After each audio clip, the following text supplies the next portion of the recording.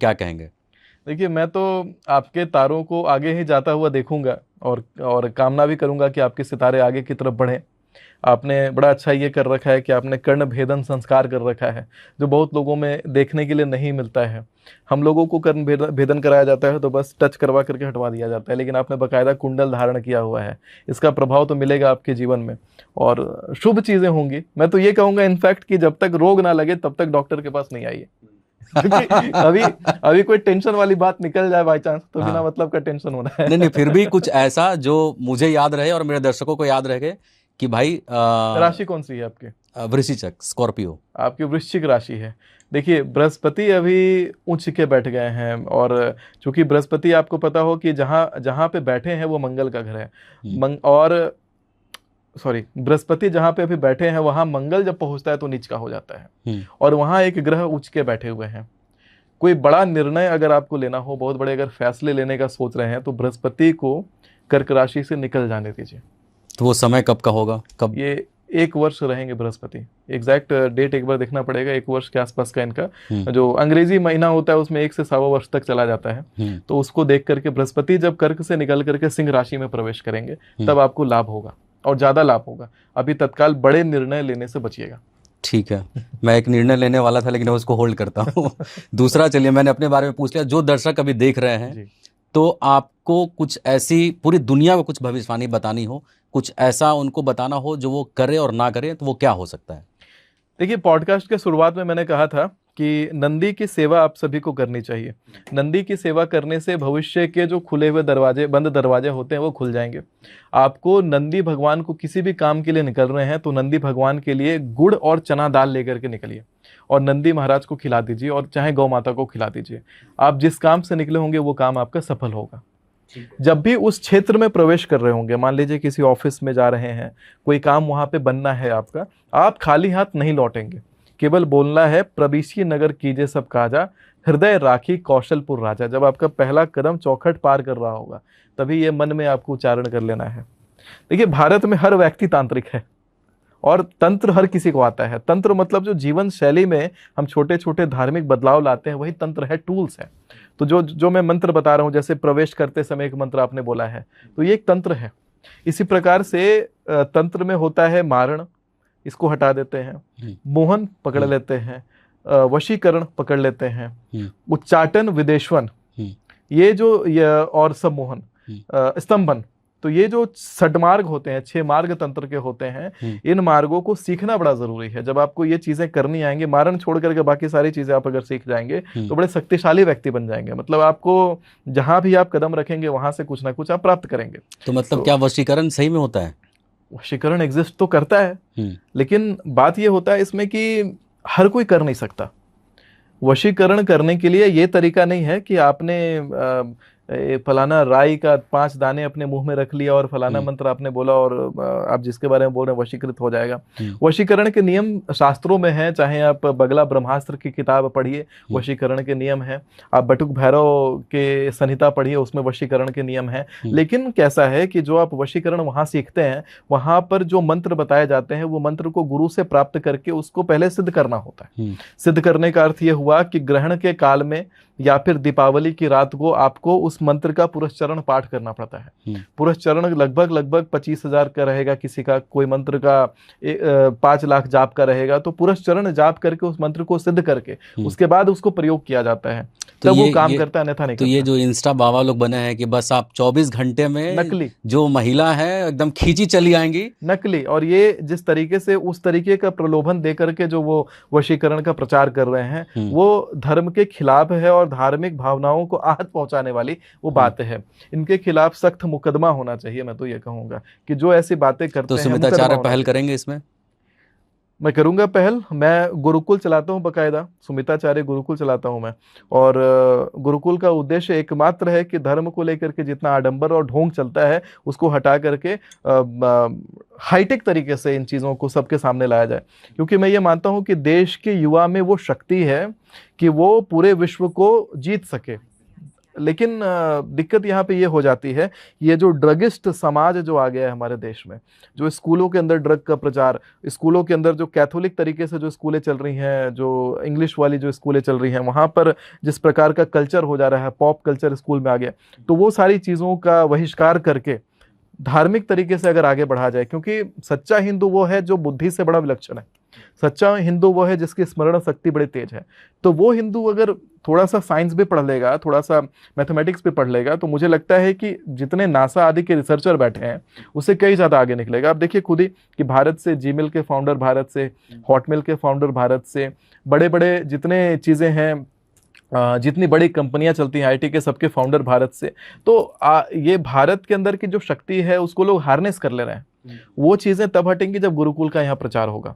मैंने जो बनाया है उसका ये उद्देश्य है कि Gurukul with robotics and AI, मतलब गुरुकुल पद्धति को आप अगस्त संहिता के जैसा पढ़ेंगे, रोबोटिक्स और एआई सब पढ़ेंगे और साथ में नई नई टेक्नोलॉजी डेवलप करेंगे। मतलब जो नई टेक्नोलॉजी है उसको आप समावेश करके आगे गुरुकुल में वो सम्मिलित और करेंगे। ऐसी जो अधार्मिक चीजें हैं, अधार्मिक जो तथ्य होते हैं उनका बहिष्कार करेंगे, और वो बड़ी जरूरी चीज है। तो क्या अब आते हैं थोड़ा सा पॉलिटिकल, हल्का सा टच करेंगे हम लोग। तो क्या भारत की राजनीति में कोई ऐसा नया चेहरा जो आपको लगता है वो उभर कर आ सकता है? देखिए बिहार, हमारे झारखंड से एक एग्जिस्ट करते हैं जयराम महतो। बहुत अधिक चांस है कि जयराम महतो केंद्र की राजनीति भी करने लग जाएंगे आने वाले समय में। अचानक उनके पास बड़े ऑफर्स आएंगे और केंद्र की राजनीति करने का बड़ा योग है। हमारे राजस्थान के जो मुख्यमंत्री हैं अभी तत्काल, भजनलाल शर्मा जी, तो शर्मा जी अचानक से पद अपना छोड़ सकते हैं, इस प्रकार का योग दिखाई पड़ेगा। क्योंकि जिस काल में उन्होंने शपथ ग्रहण करा था वो अल्पकालीन योग था। दिल्ली की मुख्यमंत्री रेखा गुप्ता जी अचानक अपना पद छोड़ सकती हैं, जिस काल में उन्होंने भी शपथ ग्रहण करा था वो भी अल्पकालीन था।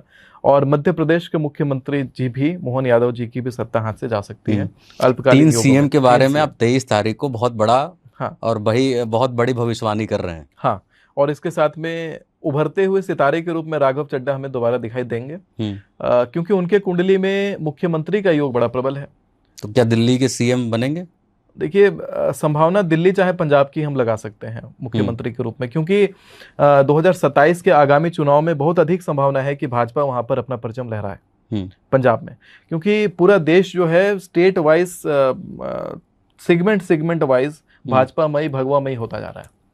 पंजाब अछूता रह गया है, पंजाब भी भगवामयी होगा, और 2027 वाले चुनाव में यूपी पुनः भगवामयी होगा। तो आप ये जो आपने पिछली बार जो भी कहा था पॉडकास्ट शुरू होने में कि भाई ये अखंड भारत बनेगा, हाँ, तो क्या ये भगवा की वजह से अखंड भारत बनेगा? देखिए अखंड भारत बनने के लिए बहुत सारी सीढ़ियां छूट, कहते हैं ना कि जब भगवान राम लंका पर चढ़ाई कर रहे थे तो छोटी सी गिलहरी भी राम लिख करके पत्थर फेंक रही थी। तो हर जो छोटी छोटी इंसिडेंट होंगी वो सब एक साथ वही सहायक बनेंगी, क्योंकि मैं नहीं मानता कि ब्रह्मांड में रैंडमनेस जैसा कुछ होता है। जो होता है वो परफेक्ट होता है और एक दिशा में चल रहा होता है, धीरे धीरे होता है, फिर बाद में वो सारी चीजें दिखती बाद में वो विराट रूप पकड़ता है। ठीक है, एक सवाल और है कि क्या मानवता के लिए सबसे बड़ा खतरा युद्ध होगा आने वाले समय में, या हमारा नैतिक पतन? देखिए मानवता के लिए सबसे बड़ा खतरा नैतिक पतन है। अगर आपका कहते हैं कि अगर आपके अंदर नीति नहीं है तो आप पशु से भी खराब हैं, क्योंकि मनुष्य को नीति दिया गया था ताकि वो समस्त संसार का पालन करे और सब कुछ अच्छे से चला सके। लेकिन नीति खत्म हो गई लोगों के अंदर का संस्कार खत्म हो गया, दान की भावना लोगों में खत्म हो गई, दया की भावना खत्म हो गई, तो वहीं से मनुष्य का पतन शुरू हो जाएगा। युद्ध क्या बिगाड़ेगी मनुष्य? अभी आप खुद ही देखिए कि अपने अपने घरों से लोग छतों से कूद करके जान दे रहे हैं। लोग अपने आप से नहीं जीत पा रहे हैं, दुनिया से क्या जीतेंगे? लोग पति पत्नी में आपस में ही नहीं जीत पाते, कोई एक जान दे देता है, कोई एक डाइवोर्स दे देता है, अलग हो जाते हैं। तो इसका लोग अपने आप से नहीं जीत रहे हैं। तो इसका मतलब अपने मन को जीतना नहीं, अपने मन को वश में नहीं करना, तो इसका सबसे बड़ा कारण क्या मानते हैं? मन, या फिर कोई वो ग्रह है जो उनको उस दिशा में लेके जाती है? इसका सबसे बड़ा कारण है कि धार्मिक पतन। धर्म का जैसे जैसे पतन होगा वैसे वैसे प्रकृति में विनाश आएगा। लोगों ने धार्मिक किताबें पढ़ना छोड़ दिया है, लोग नाना प्रकार की चीज़ें पढ़ रहे हैं लेकिन धार्मिक चीज़ें नहीं पढ़ रहे हैं। पूजा पाठ की परंपरा खत्म हो गई है। मैं कई बार देखता हूँ, एक बार मुझे खुद ही एक का पूजा का संकल्प लिवाना था, मैंने कहा था कि आपको सोमवार को जो पूजा है उसमें आपको संकल्प से पहले आपको कुछ खाना नहीं है, फल फलाहार केवल खा सकते हैं, कुछ खाइए मत वैसा। तो वो कह रहे हैं कि ठीक है करते हैं, तो फल समझ करके अंडा खा लिया उन्होंने, कह रहे हैं हम तो अंडा खा चुके हैं केवल। तो ये कौन सा मतलब बताइए, भारत में ये हालत है। भारत में लोगों को आचमनी नहीं पता, भारत में लोगों को लोटा नहीं पता, भारत में गंगा जल को रखने के लिए लोग सीधा प्लास्टिक के बोतल से यूज़ कर रहे हैं। तो ये सारी चीज़ें खत्म हो गई हैं, धर्म खत्म हो गया है, तो कहाँ से नीति? कौन सिखाता है कि आपको ये जो सामने बैठी महिला है वो आपकी माँ है? धर्म। सामने बैठी महिला है, उनके साथ क्या व्यवहार करना है, वो आपकी बहन है, धर्म। पत्नी के साथ क्या व्यवहार होना है, धर्म। तो वो सारी चीज़ें धर्म सिखा रही है, धर्म से आप सीख रहे हैं। अब धर्म का ही पतन होगा तो माँ कौन, बहन कौन, पत्नी कौन, बेटी कौन? इलॉन मस्क को देख लीजिए ना।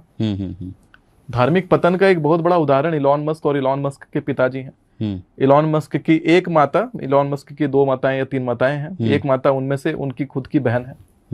इलॉन मस्क की अपनी बहन उनकी माता भी है।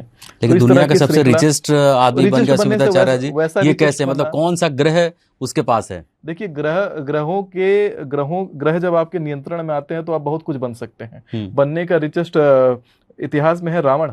रावण से ज्यादा रिच नहीं बना इलॉन मस्क। सोने की लंका थी रावण के पास में, लेकिन आज उसको हम किस रूप से जानते हैं? राक्षस के रूप से जानते हैं। तो एक प्रकार से कोई असुर है, और असुर अगर आगे बढ़ जाएगा तो क्या हम असुर को मानने लग जाएंगे, असुर की पूजा करने लग जाएंगे, उसके आचरण को मानने लग जाएंगे? रावण आगे बढ़ गया, रावण के पास सोने की लंका आ गई, तो क्या हम रावण की पूजा करते हैं?